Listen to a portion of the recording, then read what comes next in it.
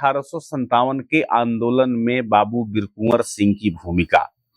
1857 के विद्रोह के कई कारण थे और उस कारणों को लेकर के यह आंदोलन हुआ। इस आंदोलन की शुरुआत तो मंगल पांडे ने की, लेकिन इसे एक नया स्वरूप देने का प्रयास, एक नया स्वरूप गढ़ने का प्रयास बाबू बिरकुंवर सिंह ने किया। अगर इनकी हम बात कर रहे हैं तो इनका जन्म शाहाबाद, जो कि वर्तमान भोजपुर है, के जगदीशपुर में एक जमींदार परिवार में हुआ।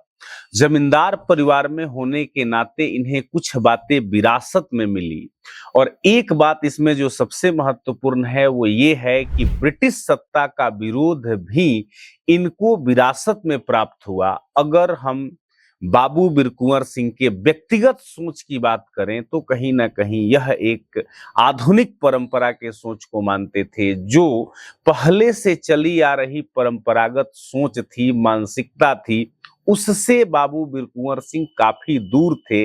या कह सकते हो आप कि वह शोषक मानसिकता के तो बिल्कुल नहीं थे, साथ ही साथ सांप्रदायिकता के बिल्कुल विरोध में खड़े होते थे। मतलब पहले से जो चली आ रही मानसिकता थी, इसके यह विरोध में खड़े थे और आधुनिक सोच के एक व्यक्ति थे। इनके बारे में इतिहासकार डॉक्टर रामशरण शर्मा ने कहा कि यह बाबू बिरकुंवर सिंह सामान्य नहीं है, यह राष्ट्रीय एकता के प्रतीक हैं और यही कारण रहा कि अंग्रेजों के विरुद्ध इनके विद्रोह में किसानों का भी और हरेक वर्ग का काफी खुलकर समर्थन इनको प्राप्त हुआ।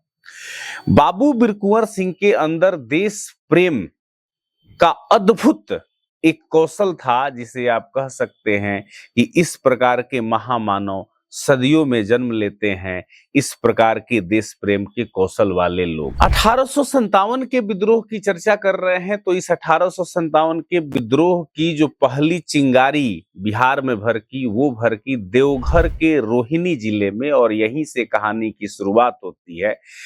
देवघर के रोहिणी वाला किस्सा जो है किसी और वीडियो में हम आपसे शेयर करेंगे, लेकिन इसमें चूंकि हमारा टारगेट जो है वह बाबू बिरकुंवर सिंह द्वारा किया हुआ आंदोलन है, तो हम उसी के साथ चलने का प्रयास करेंगे। तो रोहिणी गांव से यह आंदोलन की चिंगारी भड़की और यहाँ के कुछ सैनिक निकले और पहुंच गए दानापुर। दानापुर आप पटना का जानते होंगे, और दानापुर में भी एक रेजिमेंट हुआ करती थी ब्रिटिश की। तो यहाँ के भी यहाँ के जो रेजिमेंट के लोग थे, उन लोगों ने भी ब्रिटिश शासन के खिलाफ विरोध कर दिया और ये सैनिक, यानी कि जो रोहिणी गांव से निकले हुए सैनिक थे और दानापुर रेजिमेंट के जो सैनिक थे, ये दोनों मिलकर आरा के तरफ कूच कर गए।